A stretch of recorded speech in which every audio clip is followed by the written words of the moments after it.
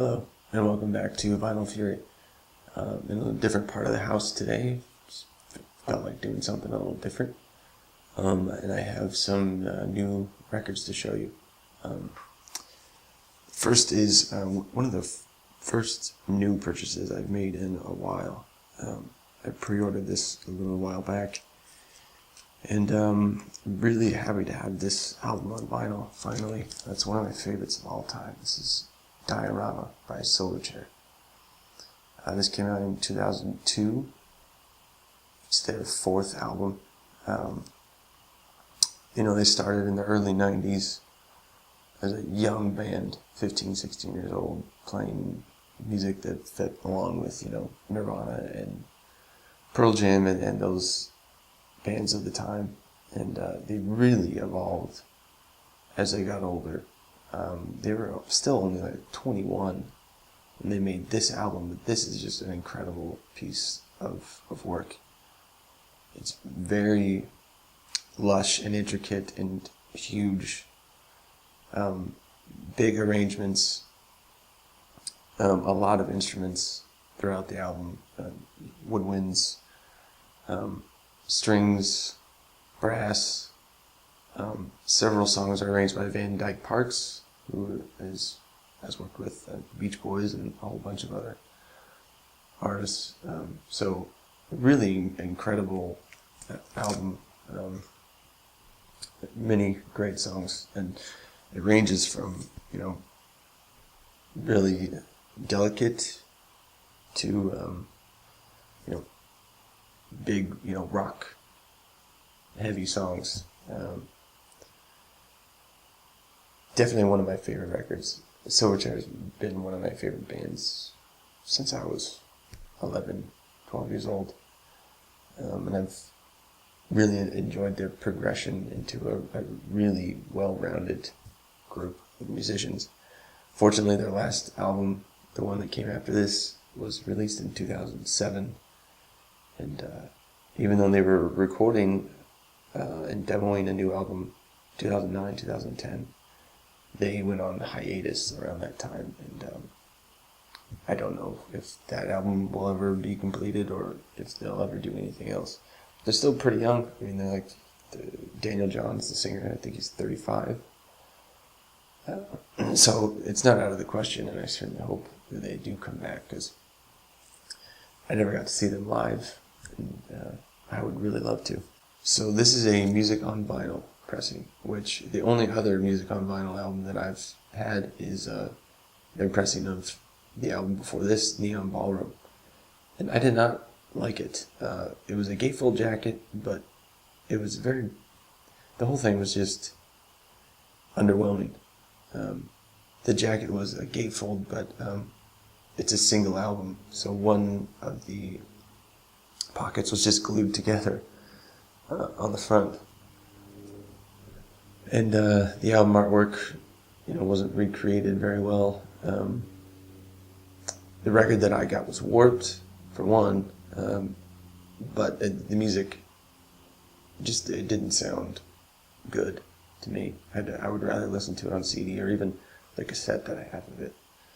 So I didn't have a very good experience with music on vinyl, but a lot of people have. I've heard a lot of good things about them, especially within the last couple of years. So, considering that the original pressing of this was only 500 copies as a promo, and they're hundreds of dollars to get now, I had to take a chance. So I ordered it from Soundstage Direct, which I love. They package their records very well. I had no worries about that. And happy to say that I'm much more pleased with this pressing. The jacket is pretty nice. It's a high gloss jacket. It's 180 gram vinyl. The vinyl looks clean, and it sounded pretty good to me. Because there's so many things in most of the songs going on at the same time, and because it's a little bit long for one LP, at times it feels like I just can't hear everything that's going on, even though I know it's there. But some people that have listened to this, that I've read online, feel like they've heard some things that they didn't hear before. I listened to it twice on headphones and through speakers. It's very clear. The vocals it's a very vocal heavy album, very vocal forward, and the vocals sound great. So overall, I'm very happy with it. It was $35 with free shipping from Soundstage Direct. If you wanted this album on vinyl, I would say go for it with this pressing. I'm happy. I'm very happy to have it. Neon Ballroom is getting a double LP reissue from Shop Radiocast, I think sometime this year. And their second album, Freak Show, is also getting a pressing from Shop Radiocast. And they did their first album, Frog Stomp, last year, and I really enjoyed that. So really looking forward to those double LP pressings. And I'll finally have most of the Silverchair albums on vinyl, which is really cool. So a few more that I've picked up somewhat recently from various places that I've listened to. This is from the MAS label in Germany. The artist is Andre Esterman. And I've found several albums like this, or most of them are like EPs, in the dollar bins. And it's an electronic label mostly. And this is like minimalist electronic stuff. And for $1, I think these are really cool. The packaging is neat. It's like a stiff brown cardboard, and it has an envelope flap. And this is from 1997, so it's kind of cool to hear some decent electronic music from that time. There's like 6 songs on this, I think. For $1, it's nice to have in the collection. Every once in a while I just feel like listening to something like this, so I have several of these and other similar labels and artists that I've gotten very inexpensively. Another Jean-Luc Ponty album, Mystical Adventures. I like the cover. It's kind of like a fantasy, science fiction looking thing. 1982 on Atlantic, and you probably can't see it, but Randy Jackson is playing bass on this record, which is pretty cool. Loved it. Jean-Luc Ponty is just, he rips on the violin, and he plays with really good people. Really good jazz record. I liked it a lot. That was $1. This is $3, but because I had gotten another one of his records recently and was impressed by it, I found this and decided it was worth it. David Sanchez. This is Forest of Feelings. I like that name, and I like this album cover. This was his first album on Epic in 1975. He was a pretty young guy then. It's produced by Billy Cobham, and this was really cool. Again, very like upbeat and jamming. It's jazz, but it actually, for some reason, while I was listening to it, it kind of gave me like a Led Zeppelin vibe to it, almost. Just really cool. Really great playing. He plays the Hammond organ, Moog, acoustic and electric piano, electric guitar, chimes, and percussion. So he's all over the place. It sounded great too. This is just a really enjoyable listen. And finally, I picked this up a while ago at a record store just down the street from me. It used to be called the Record Room, but they kind of went out of business and somebody else took it over. And it's kind of the same thing, but just a different owner and different inventory now, so I went and checked it out.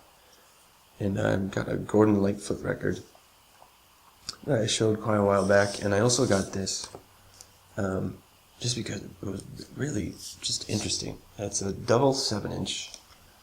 It's going to be blurry, but it almost looks handmade. This is a separate piece that's glued on. It's a penguin, and the colors are like, it looks like a negative, but it seems like it's standing in some trees. The artist is Rayon, and the EP is called Yom, Y-O-M.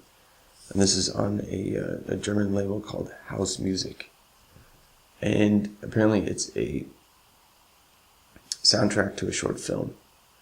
So some of it, and really it just sounds like lo-fi home recordings, kind of experimental. But there's a couple tracks that have vocals, and it's just kind of acoustic guitar based. And one of them almost sounds kind of like it has an Elliott Smith vibe to it a little bit, which was interesting.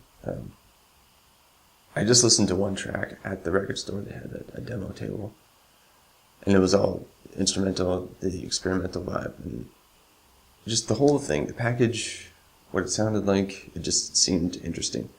It was released in 1995, and I couldn't find a whole lot of information on it online, but I did find a Discogs listing for it. And the cover that they had is the same picture, but it has a different color, so I don't know if there's variations of this. But just a very interesting piece, and I did enjoy the music quite a bit. It's unconventional, and it's one of those things that I would never have heard if I wasn't a record collector and just keeping my eyes open. So, very interesting piece. And that is my vinyl update for today. I do have another pre-order of a reissue that I'm really looking forward to getting. And it should be here any day. And I'll come back and show that sometime soon. And I think that I have enough time. I'll probably do another entry in the vinyl collection series, which will start off with my John Coltrane records, of which I have a few, but I definitely need some more.